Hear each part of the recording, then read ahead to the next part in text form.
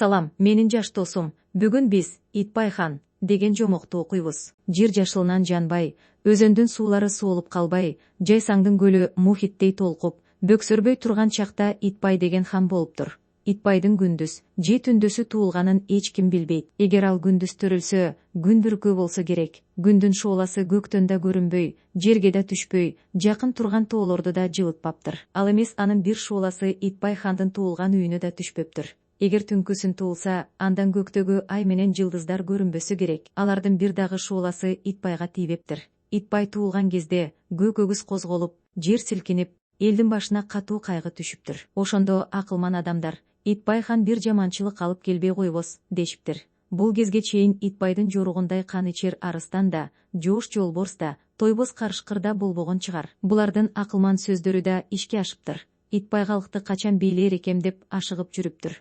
Алтайдын акак тоолору, Тарбагатайдын бийик тоолору, Жайсаңдын гүрүлдөгөн көлү, Чилектин талаасы Эмилдин өзөнү, ушулардын баары Итбайдын астына карай турган кескелер, көз жеткис айдың талааларга канча бир үйлөр тигилип, ошол айылдын кынында миңдеген жылкы менен төөлөр жайылып жүрөр. Ушулардын баарынын ээси Итбай болоор. Жок, бул өзүнүн кара атасындай бийлик кылбас. Мунун атасы элди аяды. Элдин ыгым-чыгым албай, карып мискиндерге, жетим жесирлерге бөлүп берди. Мунун атасы калктын кайгысын кошо бөлүштү. Калк кубанса кубанды дешет. Жок, Итбай хан андай болбойт. Бул эл үчүн туулган эмес, эл ал үчүн жаралган. Мунун атасы 70 жыл доорон сүрдү. Эл буга эмне берди? Муну бөтөн эл билдиби? Жок, Итбай хан андай эмес. Мунун аты алыска, нечен калкка угулар, жердин бул чети менен ал четине, ойго да, тоого да жетээр. Казак калкынын калчылдап коркуп күткөнү эми келди. Итбай хандын кара атасы бул дүйнө менен кош айтышты. Итбай хан бийлигин мындайча баштады. Эл ичинде зулумдук, адилетсиздик башталды. Кордук-зордук, калп айтуу көбөйдү.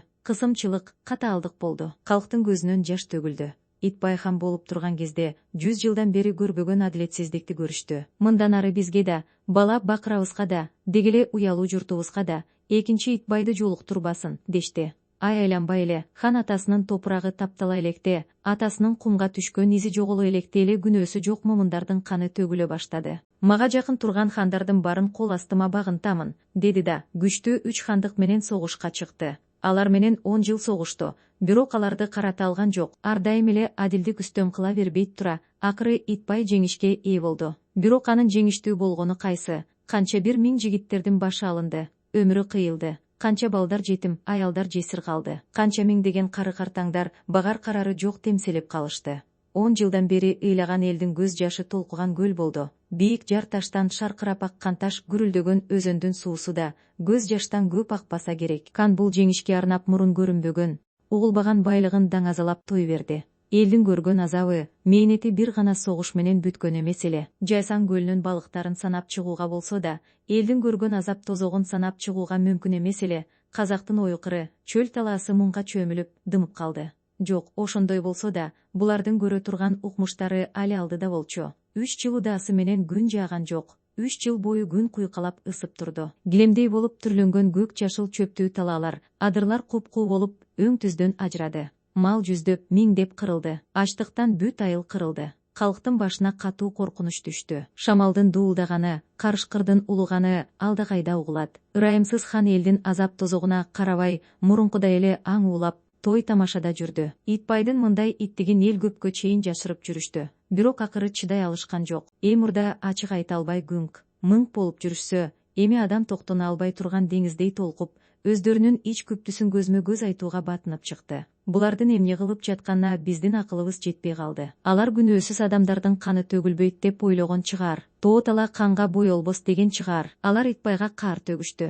Түн эле казык артага тоюп, даамдуу кымыздан ичип, сулуу катындарын сылап сыйпап маашырлангандан мас болуп, көкөлөтө мактаган ырчылардын ырын угуп, жибек жууркандын үстүндө жаткан эле. Итбай хан түндүктүн тешигинен көктү карап, бул түнү көпкө чейин уктай албай жаткан. Бир кезде анын кулагына көктөн өлөң айткан бирөөнүн үнү угулду. Бул белгисиз үн күндөн күнгө жакыныраактан угула берди. Анан анын айткан сөздөрү да даана угула баштады. Буларды укканда Итбай хан коркуп кетти. Бул ыр эңиле айтылган кадимки ырчынын өлөңү эмес, периштенин ыры экенин билди. Периштенин ыры менен жөн ыр бирдей болмок эмес. Тигил ыр кызарган чоктой болуп, Итбайдын жүрөгүн күйгүздү. курч бычактай болуп денесине матырылды. Анан өлтүрүү үчүн берген уудан бетер бүткүл денесине жайылды. Кандай ырдайт болду экен деп Итбай тыңшап жатты. Периштенин ыры башкаларга угулган жок. Хан аны тыңшап жатып ыйлап жиберди. Итбай хан боздоп ыйлады. Чөгөлөп отуруп, денеси калтырап, эрине күбүрөп, Кудайга жалына берди. О Кудай, кечире көр, элдин канын кечире көр. Ага 4 күн бою бул ырдаган обон угулуп турду. Итбай 4 күн бою азапка батты. Ушул убакта ордунан козголбостон көр, азабыңды токтото көр деп дуа кылды. 5-чи түн жакындаганда Итбай хан калтырап, дирилдеп, «Эй Теңир, дагы да кайгыга саласыңбы?» деп күтүп отурду. «Эми мындан ары чыдоого чамам жетпес. Кечирим кыл дегем», деди Итбай ичинен. Түн кирди. Итбай дуа окуп, көздөрүнө жаш алды. Бир аздан кийин баягы ырдаган үн угулганда, өпкө-өпкөсүнө батпай шолоктоп ыйлап жиберди. Көккө чейин ыйлады. Ошондо да ырдаган үн басылган жок.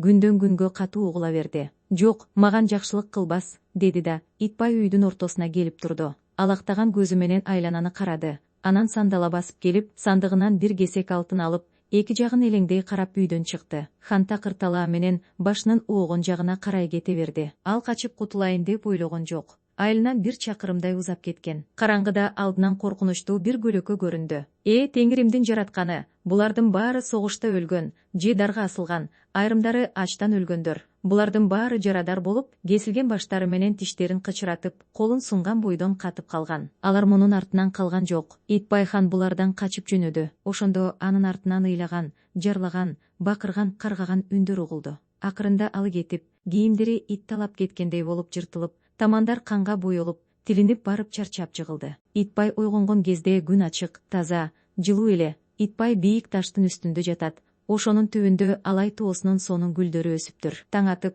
күн жайла тийип, анча ачык болбой, Итбайдын жанындагы алтынына күндүн шууласы түшүп турду. Жер үстүндөгүлөрдүн баары тыптынч. Жанында жүргөн бир адам көрүнбөйт. Ал кетип, буттарына тура албай, кулагы чурулдап турду. Күндүн шууласы түшкөн алтын айдай болуп жаркырап турду. «Кудай аткыр, сенин мага канчалык пайдаң бар? Сага бир ууч арпа сатып алууга да мүмкүн эмес», деп кыйкырып, алтынды гүлгө ыргытып жиберди. Ошентип хан күн бою кыйналып отурду. Түн кирди. Ырчынын ыры күчөп, ар жактагы жарыктардан, тумандан көлөкөлөр көрүнүп, ыйлап сыктаган, онтогон, каргыш айтып бакырган үндөр кайрадан угула берет. Хан эң акыркы күчүн жыйнап, жарташтын башына жылып барып, «Мен күнөөлүү, мендей күнөөлүү адам эч жерде жок», деп жардан алыс секирип кетиптир. Хан жок болду. Анын ушундай болуп, өлгөнүн жаркырап турган ай, жайнап турган жылдыздар да көрүптүр.